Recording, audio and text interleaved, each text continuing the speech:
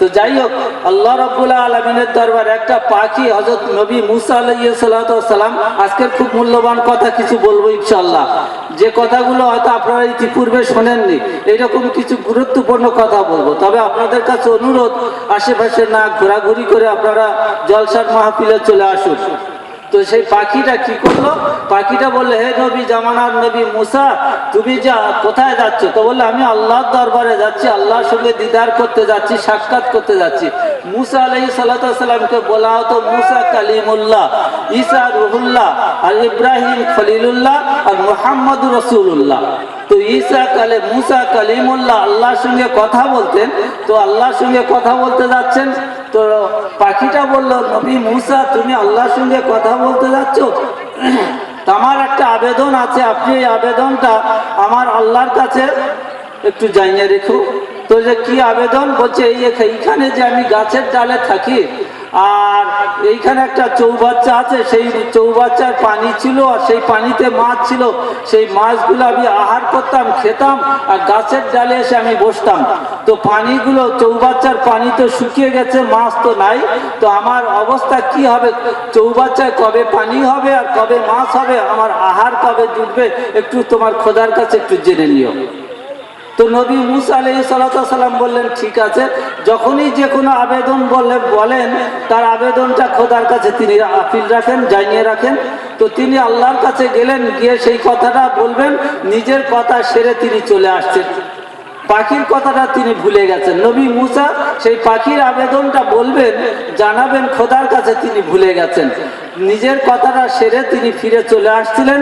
এমন সময় আমার আল্লাহ রাব্বুল আলামিন বলছেন, হে নবী মুসা, জামানার নবী মুসা, তোমার কাছে রাস্তায় কেউ কিছু বলেনি? তুমি রাস্তায় আসতে আসতে কেউ কি তোমার কোনো আবেদন রেখেছিল? বলছে, হ্যাঁ খোদা, আমি ভুলে গেছিলাম, একটা পাখি এই কথাই বলে দিয়েছিল। কি কথা? কথাটা হলো এই, সে চৌবাচ্চার পানি তো শুকিয়ে গেছে, আর তাতে মাছও শেষ হয়ে গেছে, আমার রুজির ব্যবস্থা কবে হবে, আসমান থেকে কবে পানি হবে, এটা জানতে চেয়েছিল। তখন আমার আল্লাহ রাব্বুল আলামিন বলেন, হে জামানার নবী মুসা, সেই পাখিটাকে তুমি গিয়ে বলে দিও 40 বছর পরে পানি হবে, আর 40 বছর পরে তার আহারের ব্যবস্থা হবে, খাবারের ব্যবস্থা হবে, এটা তুমি তার সেই পাখিকে জানিয়ে দিও। তো নবী মুসা আলাইহিস সালাতু ওয়াস সালাম সেখান থেকে হাঁটতে হাঁটতে চলে আসলেন। আসার পরে যখন সেই পাখির কাছাকাছি এসে গেলেন, পাখিটা দেখতে পেয়ে জিজ্ঞাসা করলেন, হে জামানার নবী মুসা, আমার খোদা কি বলেছিল? আমার খোদার কাছে তুমি আবেদনটা রেখেছিলে? তখন জামানার নবী মুসা বললেন, হে পাখি, আমি তোমার কথাটা ভুলে গিয়েছিলাম, বলতে মনে ছিল না, ভুলে গিয়েছিলাম, আমার কথা সেরে আমি চলে আসছিলাম, আমার খোদা তোমার কথাটা মনে করিয়ে দিয়েছে।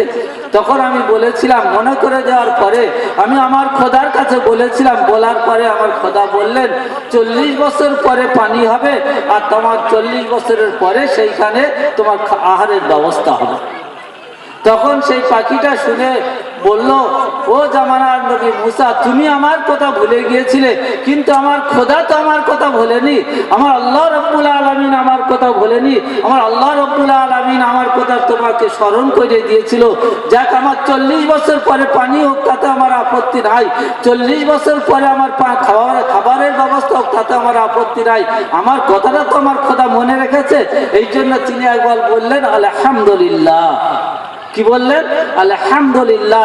এই তাসবিহ বা সুবহানাল্লাহ, এই তাসবিহটা তিনি পাঠ করলেন, যে আমার খোদা, তুমি ভুলে যেতে পারো, তোমার খেয়াল না থাকতে পারে, কিন্তু আমার খোদা আমার কথা ভোলেনি।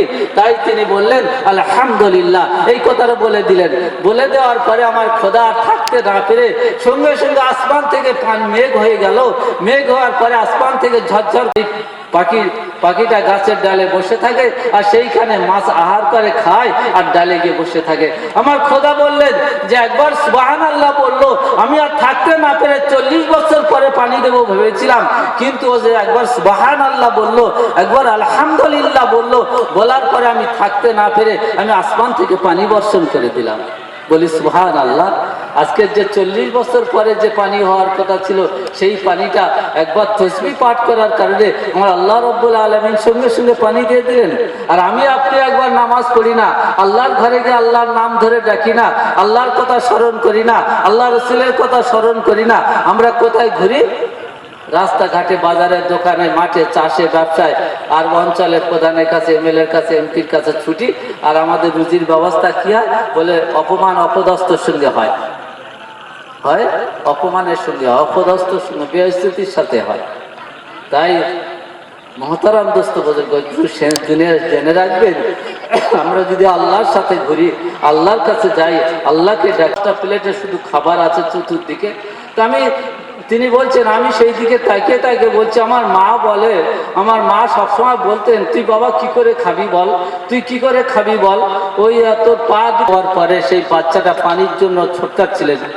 হযরত ইসমাঈল আলাইহিস সালাম পানির জন্য ছোটকাচ্ছিলেন, জান চলে যায়, জান চলে যায়, মতো অবস্থায় হাজরা একটা সাফা পাহাড়ের উপর দৌড়াচ্ছিলেন, একটা মারোয়া পাহাড়ের উপর দৌড়েছিলেন, দৌড়ে পানি খুঁজছিলেন, খুঁজে খুঁজে খালি বলছেন, ওগো খোদা, দোয়া করেছিলেন, সেই পাহাড়ের উপর দাঁড়িয়ে দোয়া করছিলেন, বাচ্চার জান চলে যায়, শেষ নিঃশ্বাস ত্যাগ করে চলে যাবে, পাগুলো ছুটকাচ্ছেন, আর তিনি বলছেন, হযরত হাজরা বলছেন, ওগো খোদা, তুমি পানি দাও তো দাও, পানি আল্লাহর সাহায্য তুমি করো তো করো, আর তাহলে আমার বাচ্চা যদি মারা যায় আর আপনি যদি সাহায্য করেন, আপনার কোনো সাহায্য আমি গ্রহণ করব না, কোনো সাহায্য আমি কবুল করব না। সেই মুহূর্তে আল্লাহ রাব্বুল আলামিন সেইখানে জমজমের পানি সেইখানে বার করে দিলেন, আর আল্লাহ রাব্বুল আলামিন তার দোয়াটা কবুল করলেন। সেই সাফা মারোয়া পাহাড়ের উপর, সেই সাফা আর মারোয়া পাহাড়, দুটো পাহাড় কোরআনে উল্লেখ আছে, দুটো পাহাড়ের নাম কোরআনে উল্লেখ আছে। তৃতীয় পাহাড় কোনটা? একটা হলো সাফা পাহাড়, একটা হলো মারোয়া পাহাড়, এই দুটো পাহাড় কোরআনে আছে। তৃতীয় নম্বর পাহাড় কোনটা? তৃতীয় নম্বর পাহাড় হলো আমার আল্লাহ রাব্বুল আলামিন বলছেন, যেদিন প্রথম নাম্বার আয়াত অবতীর্ণ হয়, হেরা গুহার মধ্যে বসেছিলেন, আর জিবরাইল এসে প্রথম ইকরা বিসমি রাব্বিকাল্লাযী অবতীর্ণ করলেন, সেই পাহাড়ের নামটা কোরআনে উল্লেখ আছে। তৃতীয় নাম্বার পাহাড় হলো এই। চতুর্থ নাম্বার পাহাড় হলো এই, যে পাহাড়টা কোরআনের মধ্যে উল্লেখ আছে, যেদিন মুসা আলাইহিস সালাম, মুসা কালিমুল্লাহ, আল্লাহর কালাম, আল্লাহর সঙ্গে কথা বলতেন, সেই তুর পাহাড়ে উঠে কথা বলতেন, সেই পাহাড়ের নামটা কোরআনে আছে। তাহলে কটা পাহাড় হলো? চারটে পাহাড় হলো। 5 নম্বর পাহাড় কোনটা জানেন? যে কোরআনে উল্লেখ আছে, লক্ষ লক্ষ পাহাড় আছে কিন্তু কোনো পাহাড় কোরআনে নাই। সেই 5 নম্বর পাহাড় হলো এই, যে হযরত নূহ আলাইহিস সালাম, তার কিস্তি পানি প্লাবন হয়ে গেল, পানির উপর থেকে কিস্তিটা ভাসতে শুরু করলো, 40 গজ পাহাড়ের উপর থেকে 40 গজ উপর, 40 গজ উপরে পাহাড় কিস্তিটা ঘুরছিল, ঘুরতে ঘুরতে ঘুরতে ঘুরতে আস্তে আস্তে আস্তে আস্তে পানি কমে গেল। পানি কমে যাওয়ার পরে সেই কিস্তিটা এসে যে পাহাড়ের চূড়ায় বেঁধে গিয়েছিল, আটকে গিয়েছিল, সেই পাহাড়ের নামটা হলো জুদি পাহাড়। সেই পাহাড়ের নামটা কোরআনে আছে, সেই পাহাড়ের নামটা কোরআনে আছে। তাহলে 5টা পাহাড়ের নাম কোরআনে আছে। আজকে বলুন তো, 140টা, 114টা সূরা আছে, 114টা সূরার মধ্যে প্রত্যেক সূরার শুরুতে বিসমিল্লাহ আছে, নেই? বিসমিল্লাহ আছে, কিন্তু কোন সূরার শুরুতে বিসমিল্লাহ নাই? বিসমিল্লাহ ছাড়া সূরা অবতীর্ণ হয়েছে কোন সূরাটা বলতে পারবেন? আছে? বলছে একটা সূরার শুরুতে বিসমিল্লাহ নাই, বিনা বিসমিল্লাহতে কোরআন অবতীর্ণ হয়েছে, সূরাটা অবতীর্ণ হয়েছে। সেই সূরাটা হলো সূরা 10 পারায় সূরা তাওবা। সূরা তাওবা 10 পারায় সূরা তাওবা, সেখানে কোনো বিসমিল্লাহ নাই, ডাইরেক্ট কোরআনে আয়াত অবতীর্ণ হয়েছে, পড়া শুরু হয়ে গেছে। আচ্ছা বলুন তো, কোন সূরায় ডবল বিসমিল্লাহ আছে? ওটা তো কোনো বিসমিল্লাহ নাই, কিন্তু কোন সূরাতে দুবার বিসমিল্লাহ আছে? দুবার বিসমিল্লাহ আছে। বলছে সেই সূরাটা কোনটা? বলছে 19 পারা সূরা নামাল, দুবার বিসমিল্লাহ আছে, একবার শুরুতে বিসমিল্লাহ আছে, একবার মাঝখানে বিসমিল্লাহ আছে। মাঝখানে বিসমিল্লাহ হওয়ার কারণ কি? 114টা সূরার মধ্যে কোন সূরার মাঝখানে বিসমিল্লাহ নাই। এই সূরা নামাল, 19 পারা সূরা নামালে দুবার বিসমিল্লাহ হওয়ার কারণটা কি বলুন তো? তো তার কারণ হলো এই, দুবার বিসমিল্লাহ হওয়ার কারণ হলো এই, বিলকিস তিনি চিঠি লিখে পাঠিয়েছিলেন, হুদুদ পাখি দিয়ে চিঠি লিখে পাঠিয়েছিলেন হযরত সুলাইমান আলাইহিস সালাম। সেই চিঠির শুরুতে বিসমিল্লাহির রহমানির রহিম বলে হেডিং লিখে আর বিলকে হুদুদ পাখির পায়ে বেঁধে দিয়েছিলেন, দিয়ে বিলকিসের কাছে চিঠিটা পৌঁছে দিয়েছিলেন।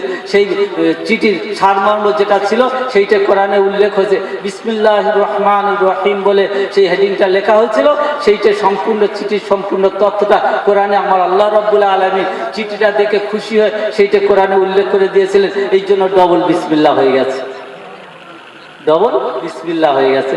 অনেক কোরআনের অনেক তথ্য আমার বলার ইচ্ছা ছিল, সময় সংক্ষেপ ভাই, কোনোদিন সময় পেলে আপনাদের কাছে ইনশাআল্লাহ আগামী আবার বলার চেষ্টা করব। আল্লাহ রাব্বুল আলামিন আমাদেরকে শোনার থেকে বেশি বেশি আমল করা তৌফিক দান করুক। 5 ওয়াক্ত নামাজ পড়বো, পর্দা মা বোনেদের পর্দার সাথে রাখবো, আল্লাহর হুকুমের উপর চলবো, নবীর তরিকার উপর চলবো। কবরে গেলে আল্লাহ রাব্বুল আলামিন নাজাত দেবে, কিয়ামতের মাঠে নাজাত পাবো, আখিরাতে নাজাত পাবো। যদি আমরা আল্লাহর হুকুমের উপর না চলতে পারি, দুনিয়াতে আখিরাতে সমস্ত জায়গায় নাকাম এবং ধ্বংসের কারণ হয়ে থাকবে। আল্লাহ পাক আমাদের সবাইকে শোনার থেকে বেশি বেশি আমল করার তৌফিক দান করুক। ওয়া আখির দাওয়ানা আলহামদুলিল্লাহি রাব্বিল আলামিন। দরুদ শরীফ পড়ুন। আল্লাহুম্মা সাল্লি আলা সাইয়্যিদিনা ওয়া শাফিয়ানা হাবিবিনা মাওলানা মুহাম্মদ। কিছু নাই, আমি তাতে হাত দিয়ে জাঁতাতে হাত দিয়ে দেখলাম কোথা থেকে আটা বেরোচ্ছে দেখি, তো হাত দিয়ে দেখলাম, দেখতে গিয়ে দেখি জাঁতাটা বন্ধ হয়ে গেল, ঘোরা বন্ধ হয়ে গেল। নবী পাকের কাছে জিজ্ঞাসা করলাম, ইয়া রাসূলুল্লাহ ইয়া হাবিবাল্লাহ, আমি 2 রাকাত নামাজ পড়ার পরে বিবিকে জিজ্ঞাসা করলাম, জাঁতা আপনি আপনি ঘুরছে আর আটা বের হচ্ছে। আমি জিজ্ঞাসা হাত দিয়ে দেখতে গেলাম, বন্ধ হয়ে গেল। তো আমার নবী বললেন, হে আমার সাহাবী শোনো, তুমি যদি হাত দিয়ে না দেখতে যেতে, কিয়ামত পর্যন্ত ঘুরতে আর কিয়ামত পর্যন্ত আটা বার হতো। তুমি যাচাই করতে গেছো তাই বন্ধ হয়ে গেছে।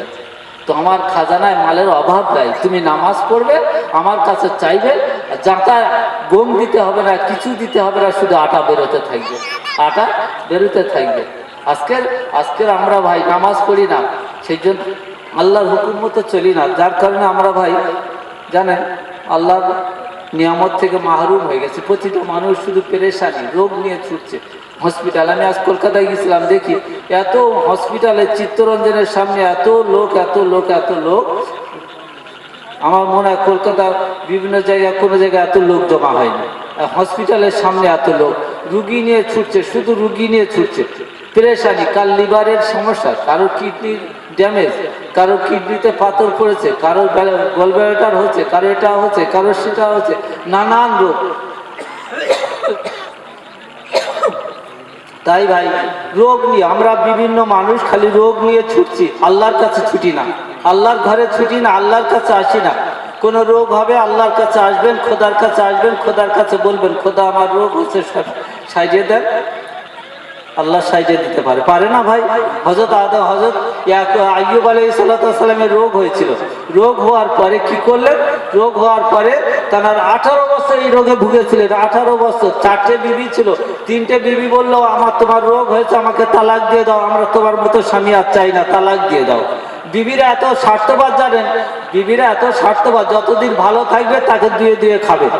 আর যেই রোগ হয়েছে বলছে রোগ হয়েছে আর তো দিতে পারছে না, বলছে আমার তালাক দাও, এবার অন্য স্বামীর কাছে গিয়ে দেখি তার কাছে কিছু মেরে কেটে খাওয়া যায় কি, তুমি আমাকে তালাক দিয়ে দাও বলে সেখান থেকে তালাক নিয়ে নিল, নিয়ে চলে গেল।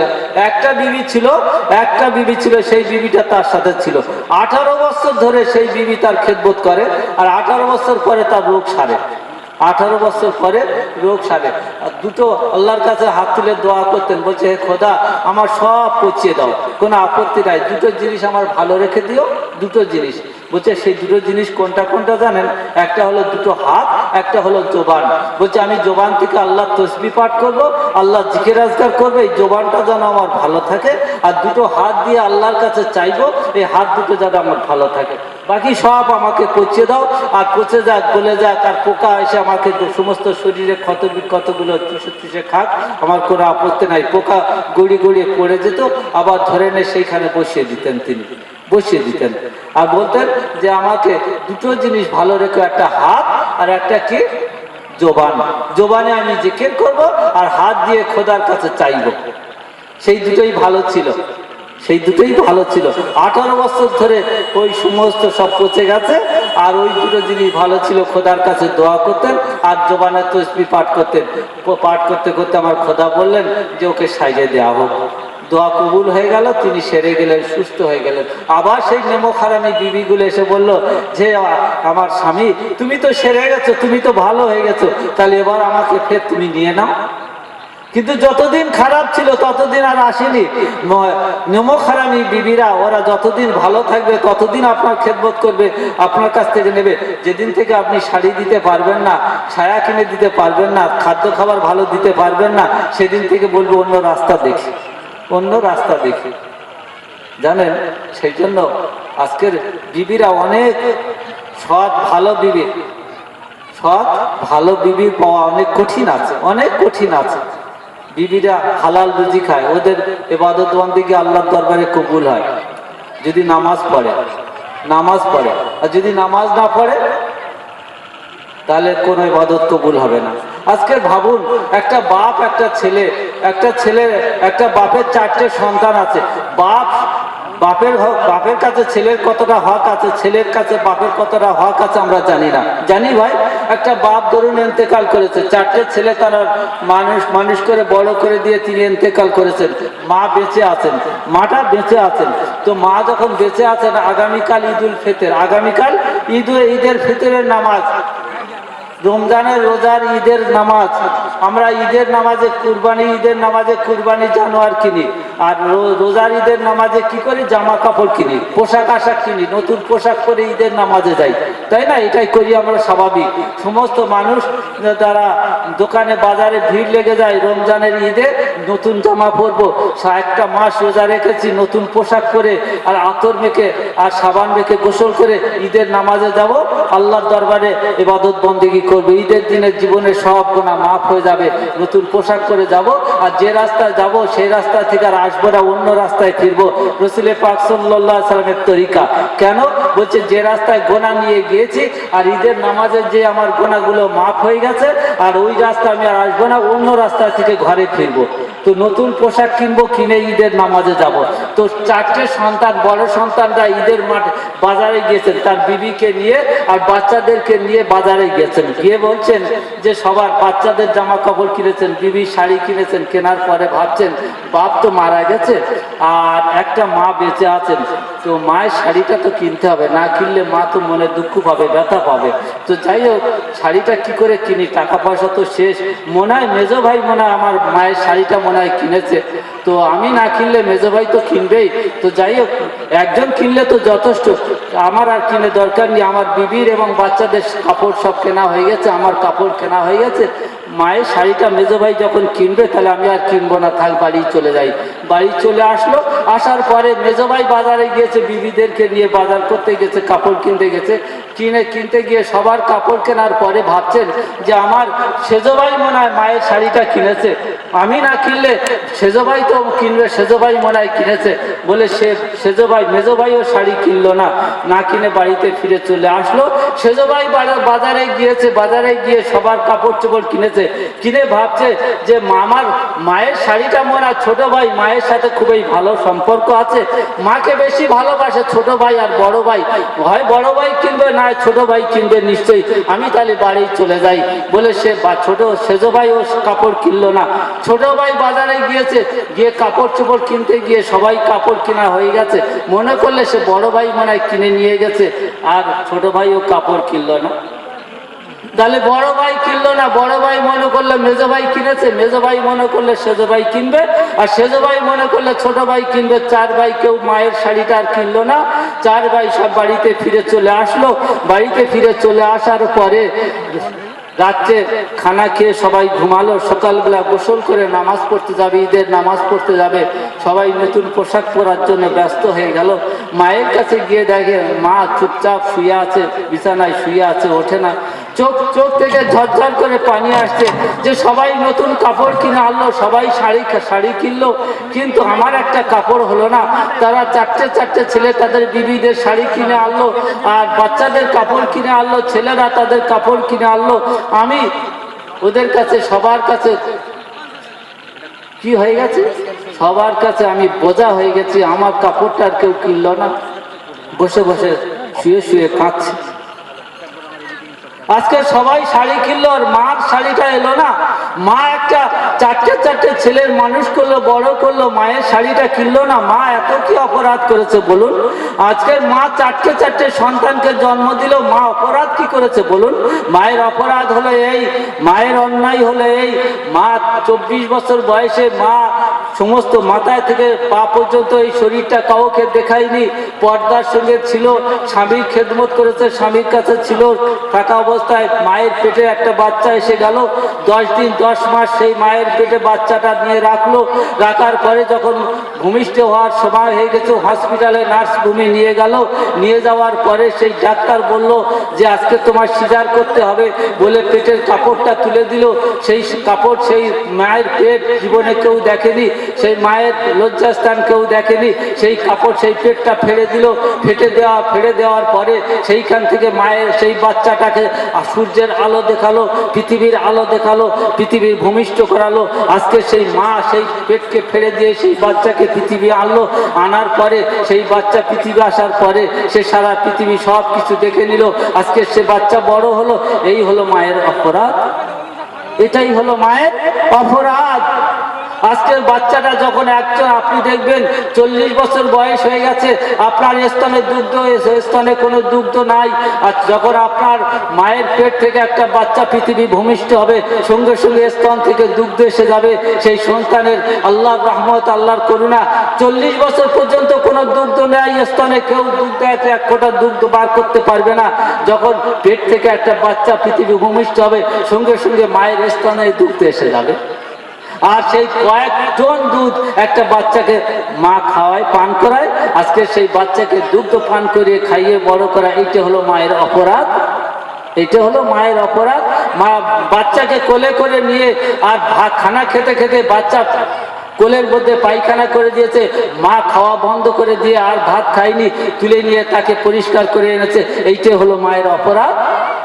রাতের অন্ধকারে মায়ের কোলের কাছে শুয়ে একবারে পেশাব করে দিয়েছে, দিলে সঙ্গে সঙ্গে তুলে আরেক সাইডে নিয়েছে, আরেক সাইডে পেশাব করে দিয়েছে, তুলে দুই সাইডে সব পেশাব বুকের ওপর করে নিয়েছে, নিয়ে ঘুমাতে ঘুমাতে বুকের ওপর পেশাব করে দিয়েছে। জামা কাপড় ব্লাউজ সব ভিজে গেছে, ওই অবস্থায় তাকে কোলে করে নিয়ে সকাল করে দিয়েছে। এইটাই হলো মায়ের অপরাধ। আজকে সবার শাড়ি এসেছে, বিবির শাড়ি এসেছে, বাচ্চার কাপড় এসেছে, আজকের মায়ের শাড়ি এলো না।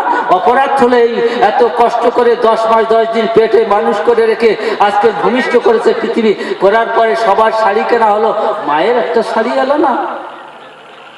এই হলো আমরা নাফরমান। বলুন কিয়ামতের মাঠে কি করে হিসাব দেবেন আপনি? আজকের গাড়িতে দেখবেন, গাড়িতে লেখা আছে, অটোর সামনে লেখা আছে, বাসের সামনে লেখা আছে, ট্রেকারের সামনে লেখা আছে, কি লেখা আছে?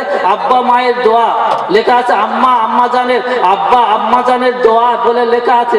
মা বলছে বাবা আমার শরীরটা খুবই খারাপ, আমি খুবই অসুস্থ, তুই ক্যানিং যাচ্ছি গাড়ি নিয়ে, তো এই একটা ট্যাবলেট আমার এনে দে, 2টো ট্যাবলেট, অসুস্থ আছে 2টো ট্যাবলেট আমার এনে দিস বাবা, এই কাগজটা নিয়ে যা, এতে ওষুধ লেখা আছে। ছেলে বলছে বাবা মা আমার সময় নাই, আমি যেতে পারবো না, আনতে পারবো না, আমি গাড়ি ক্যানিং দাঁড় করাবো, সঙ্গে সঙ্গে প্যাসেঞ্জার নিয়ে চলে আসবো, আমার সময় নেই, আমি আনতে পারবো না, অন্য জায়গা অন্য কারোর কাছে দিয়ে দিও। আর সেখানে লেখা আছে আব্বা মায়ের দোয়া, গাড়ির সামনে লেখা আছে আব্বা আম্মা জানের দোয়া। ভাই আম্মা জানের দোয়া লেখা আছে, আম্মা জানের দোয়াটা নেবে, আর গাড়ি একটা ওষুধ লিখে দিয়েছে ডাক্তার, মায়ের শরীর খারাপ, ওষুধটা এনে দেবে বলে দিতে পারবো না। এই হলো আম্মা জানের দোয়া। তুমি শুধু দোয়া নেবে, ওষুধ আনতে পারবে না। তুমি শুধু দোয়া নেবে, আম্মা জানের দোয়া নেবে, ওষুধ আনার ক্ষমতা তোমার নাই। আজকের হতভাগা মুসলমান রাস্তায় রাস্তায় ঘুরছি, নামাজ নেই, টুপি মাথায় দিয়ে, মাথায় টুপি আর বড় জামা গায়ে দিয়ে ঘুরছি, কিন্তু আল্লাহর হুকুম নেই। জলসা আসছি, বাড়িতে বলে দিচ্ছি কি বাবা যে আমি জলসা যাচ্ছি, আমি মাহফিলে যাচ্ছি, ওয়াজ নসিহত শুনতে যাচ্ছি, আর এসে মনোহরির দোকানে বসে আছি, চায়ের দোকানে বসে আছি, তাই না? ধোকা কতদিন দেবো? বিবির কাছে ধোকা দেবো, বাড়িতে ধোকা দেবো, ছেলের কাছে ধোকা দেবো। আল্লাহর কাছে কি করে ধোকা দিয়ে বাঁচবেন? আল্লাহর কাছে কি করে বাঁচবেন? কিয়ামতের মাঠে কি করে বাঁচবেন বলুন? কিয়ামতের মাঠে বাঁচতে গেলে আপনাকে আল্লাহর সাথে নিবিড় সম্পর্ক রাখতে হবে, তবে আপনি আল্লাহর সাথে কিয়ামতের মাঠে বাঁচবেন। আজকের আমার আপনার যে কোরআন এসছে, কিছু কোরআনের কথা বলবো, কিছু কোরআনের কথা বলবো।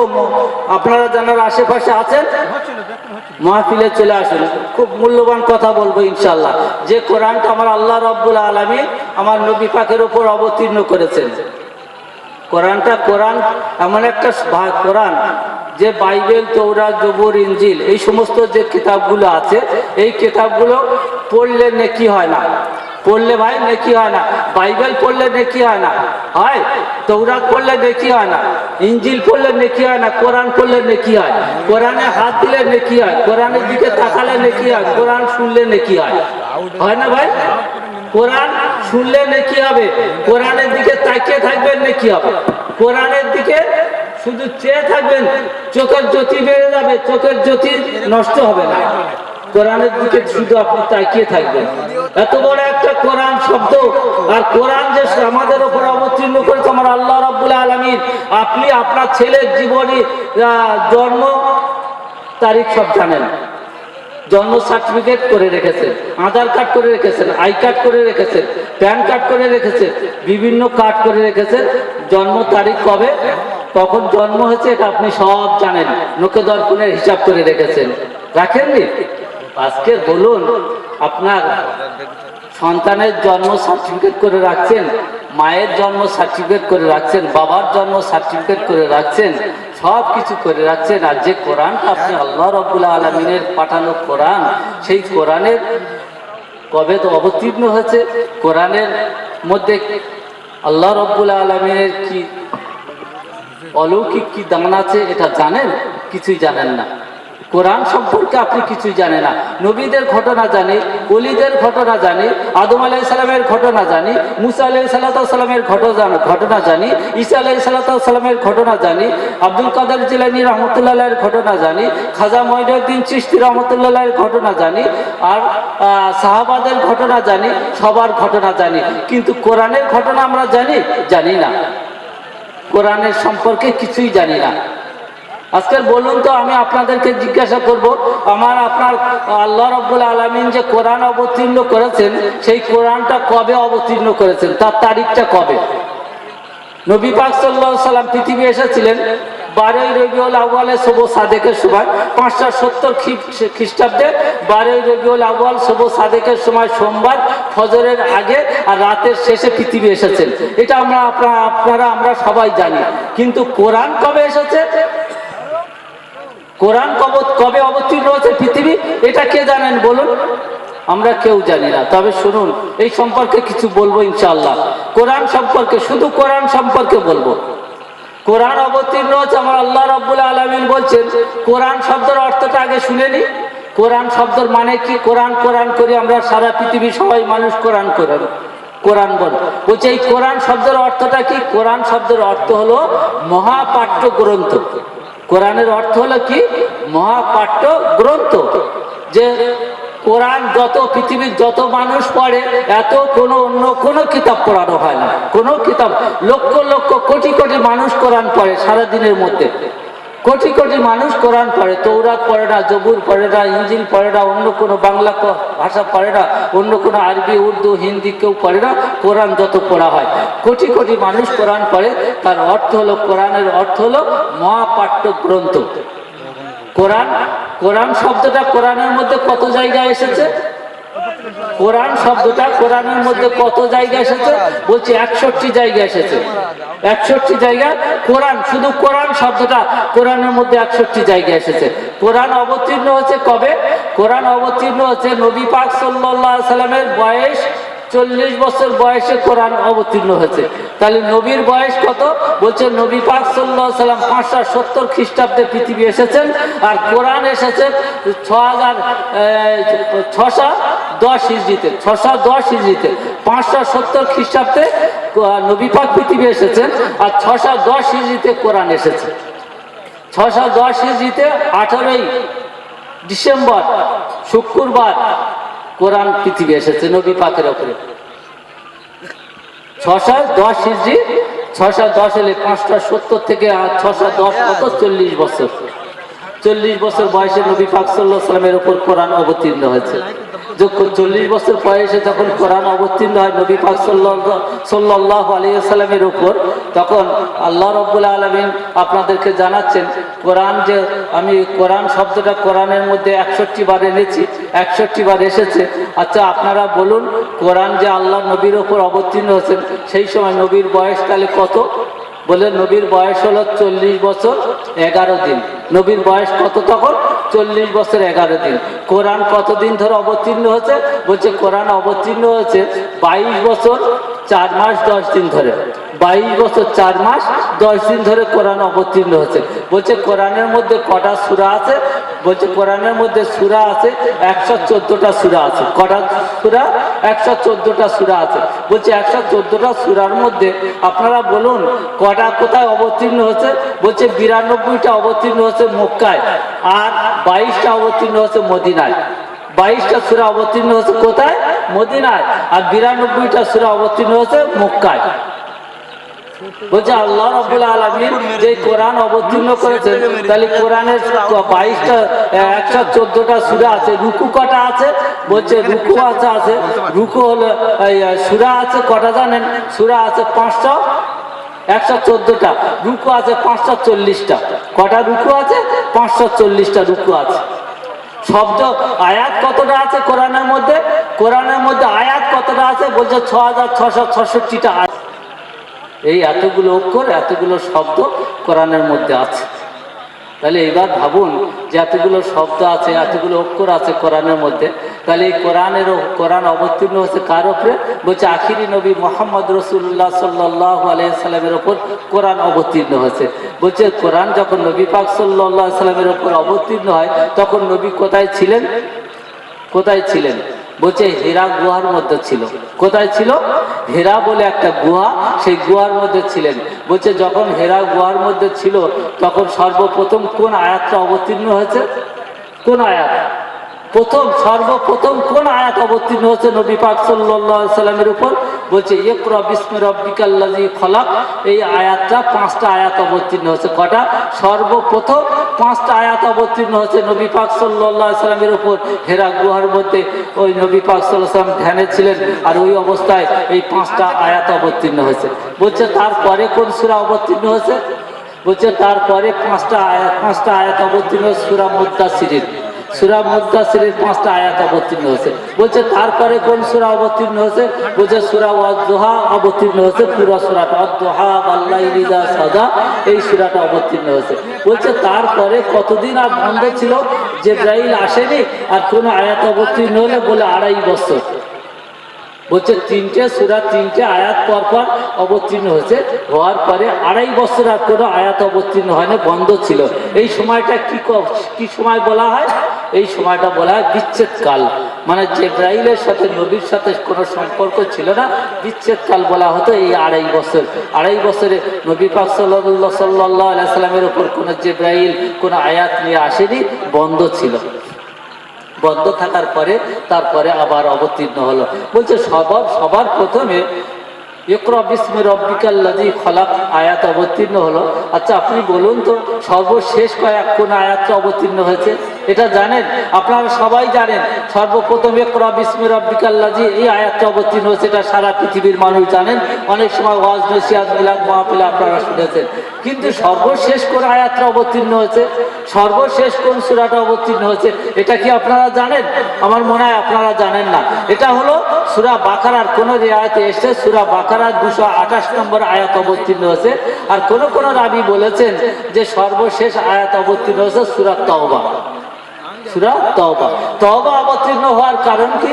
সর্বশেষ সূরা তাওবা অবতীর্ণ হওয়ার কারণ কি?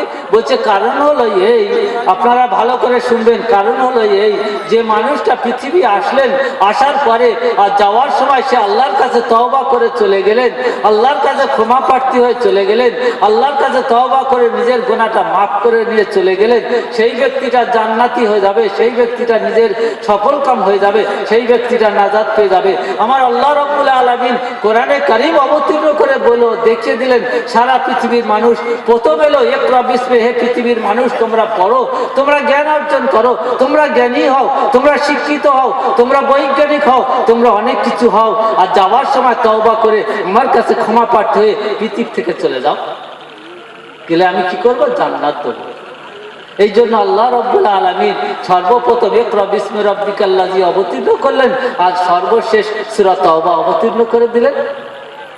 আমরা এসব কথা শুনবো না, বাজারে ঘুরবো। জলসা শুনতে এসেছি, বাজারে ঘুরে ঘুরে খাবার কিনে, বিবিদের জন্য খাবার কিনে এনে, বাচ্চাদের খাবার কিনে এনে বাড়ি চলে যাবো। বলে কি শুনেছো গো? বলে দারুণ জলসা শুনেছি। বলছে তাই নাকি? বলছে জলসা শুনে শুনে আর শুনতে ভালো লাগে না, চলে এসেছে। রাত্রে নাকে তেল দিয়ে শুয়ে ঘুমাবে, ফজরের সময় নামাজ কাজা। বলছে জলসা শুনে শুনে এসেছি, সারা রাত খুব কষ্ট হয়েছে, ঘুমিয়ে নামাজ কাজা করে শুয়ে আছি। জুমার নামাজ পর্যন্ত পড়ে না মুসলমান, হতভাগা মুসলমান। জুমার নামাজ, আমার আল্লাহ রাব্বুল আলামিন বলেন যে ব্যক্তি জুমার নামাজ 3টে জুমা পর পর ছেড়ে দেয়, জানেন তার মুসলমানের খাতা থেকে নাম কাটা যায়, মুসলমানের দপ্তরে তার নাম থাকে না। প্রথম জুম্মা ছেড়ে দিল, বলছে কোনো কারণ হতে পারে, আমার খোদা তার মাফ করে দেয়। দ্বিতীয় জুম্মা হতে পারে, কোনো কারণ হলো তার ছেড়ে দেয়। তৃতীয় জুম্মা যখন ছেড়ে দেয়, আমার আল্লাহ রাব্বুল আলামিন বলছে ওকে আর ছাড় নেই, ওর মুসলমানের খাতায় থেকে নাম কেটে দেয়, ওরা মুসলমান আর নাই। কিয়ামতের মাঠে আমার আল্লাহ রাব্বুল আলামিন তাকে বলবেন, কি বলবেন যেন ওই সাইডে গিয়ে বস। মেয়েরা কোনো মজলিস হলে আদা থাতে, জানেন আদা থাতে, বলছে এর জন্য আদা থাতে আর কাজে লাগবে না, বেটে দে, আদা বেটে দে, ওর বাটা আদায় ওর কাজ হবে, থেতা আদায় ওর কাজ হবে না। তো কিয়ামতের মাঠে বাটা আদায় কাজ হবে না, থেতা আদায় কাজ হবে না, বাটা আদায় কাজ হবে। তার পাশে বসিয়ে রাখবে, সাইডে বসিয়ে রাখবে, বসিয়ে রেখে তার জন্য আদা বাটা হবে। তো যাই মোহতারাম দোস্ত বুজুর্গ, আজকের আমাদের হতভাগা মুসলমান, আমরা নামাজ পড়ি না মুসলমানের দপ্তরে। নাম কি বলে আব্দুর রহমান, নাম কি আব্দুল জব্বার, নাম কি আব্দুল গফফার, নাম কি আব্দুল সত্তার, নামের বাহার আছে, কিন্তু মসজিদের সাথে সম্পর্ক নাই, মসজিদের সাথে তার কোনো সম্পর্ক নাই। তো যে কথা বলছিলাম যে কোরআনে কারীমের মধ্যে আল্লাহ রাব্বুল আলামিন ওই সমস্ত আয়াত, নবী পাক সাল্লাল্লাহু আলাইহি সাল্লামের নাম কোরআনে ক জায়গায় এসেছে? নবী পাক মুহাম্মদ রাসূলুল্লাহ সাল্লাল্লাহু আলাইহি সাল্লামের নামটা ওনার উপরে কোরআন অবতীর্ণ করা হয়েছে, কিন্তু নবীর নামটা ওই কোরআনের মধ্যে ক জায়গায় এসেছে জানেন? আমার আপনার নবী দুজাহানের বাদশা সাইয়্যিদুল মুরসালিন খাতামুন নবীন, যিনি আপনার নবী, আমার নবী, দেশের নবী, দশের নবী, সারা বিশ্বের নবী, কুল কায়নাতের নবী মুহাম্মদ রাসূলুল্লাহ সাল্লাল্লাহু আলাইহি সাল্লাম, তানার উপরে কোরআন অবতীর্ণ হয়েছে। কিন্তু তানার নামটা কোরআনে ক জায়গায় এসেছে আপনারা জানেন? জানেন না। 4 জায়গায় এসেছে কোরআনে তানার নামটা। তানার 2টো নাম আছে, একটা মুহাম্মদ, একটা আহমদ। আর আহমদ ক জায়গায় এসেছে? বলছে আহমদ শব্দটা 1 জায়গায় এসেছে, ইসমুহু আহমদ। কোরআনে 30 পারা কোরআনের মধ্যে 1 জায়গায় আহমদ শব্দটা এসেছে, আর 4 জায়গায় মুহাম্মদ শব্দটা এসেছে। বলছে কোরআনের মধ্যে কটা নবীর নাম এসেছে? 1,24,000 নবী আছেন, সেই 1,24,000 নবীর মধ্যে কটা নবীর নাম কোরআনে আছে? বলছে 27টা নবীর নাম কোরআনে আছে। বলছে সব থেকে কোন নবীর নাম কোরআনে বেশি এসেছে? বলছে হযরত মুসা আলাইহিস সালামের নাম কোরআনের মধ্যে বেশি এসেছে। বলছে বেশি বলতে কত জায়গায়? বলছে 135 জায়গায় এসেছে, 135 জায়গায় নবী মুসার নাম এসেছে, আর বাকি অন্য কোন নবীর নাম কোরআনে আসেনি। 135 জায়গা। বলছে কোন সাহাবীর নাম কোরআনে এসেছে? আবু বকরের মতন সাহাবী, ওমরের মতন সাহাবী, উসমানে গনি রাদিয়াল্লাহু তাআলা আনহুর মতো সাহাবী, আলীর মতন সাহাবী, কোন সাহাবীর নাম কোরআনে আছে? বলছে একটা সাহাবীর নাম কোরআনে আছে। 6 লক্ষ সাহাবী আছে, জান্নাতের সার্টিফিকেট এসে গেছে, কিন্তু তাদের নাম কোরআনে নাই। একটা সাহাবীর নাম কোরআনে আছে, সেই সাহাবীটা কে জানেন? সেই সাহাবীটা হলো যায়েদ বিন হারেসা, ওই সাহাবীর নামটা কোরআনে আছে। বলছে মেয়েদের নাম কোরআনে আছে? বলছে কোনো মেয়েদের নাম কোরআনে নাই, একটা মেয়ে ছেলের নাম কোরআনে আছে। সেই মেয়েটা কে জানেন? বলে সেই মেয়েটার নাম হযরত ঈসা আলাইহিস সালামের মা মরিয়ম, তার নামটা কোরআনে আছে। আর পৃথিবীর কারোর কোনো নাম কোরআনে পাকের মধ্যে নাই, কারণ নাম কোরআনের পাকের মধ্যে নাই। একটা মেয়ে ছেলের নাম আছে, সেই মেয়ে ছেলেটা হলো হযরত ঈসা আলাইহিস সালামের মা মরিয়ম। বলছে কোরআনের মধ্যে যখন আপনি বলুন কোরআন 30 পারা কোরআন, এই কোরআনের মধ্যে কটা মসজিদের নাম আছে? লক্ষ লক্ষ মসজিদ আছে সারা পৃথিবীর মধ্যে, কিন্তু কটা মসজিদের নাম কোরআন আছে? আমার আল্লাহ রাব্বুল আলামিন বলছেন 5টা মসজিদের নাম আমি কোরআনে উল্লেখ করে দিয়েছি। আর সারা পৃথিবীর যত মসজিদ আছে কোনো মসজিদের নাম আমি কোরআনে রাখিনি। 5টা মসজিদ, সেই 5টা মসজিদ কোনটা কোনটা জানেন? সেই 5টা মসজিদ হলো সুবহানাল্লাযী আসরা বিআবদিহি লাইলাম মিনাল মাসজিদিল হারাম ইলাল মাসজিদিল আকসা। আমার আল্লাহ রাব্বুল আলামিন বলেছেন মসজিদে হারাম অর্থাৎ কাবা শরীফ, ওই নামটা কোরআনের মধ্যে আছে। মক্কা শরীফ। আরেকটা মসজিদ কোনটা আছে? বলছে আরেকটা মসজিদ হলো বাইতুল মুকাদ্দাস।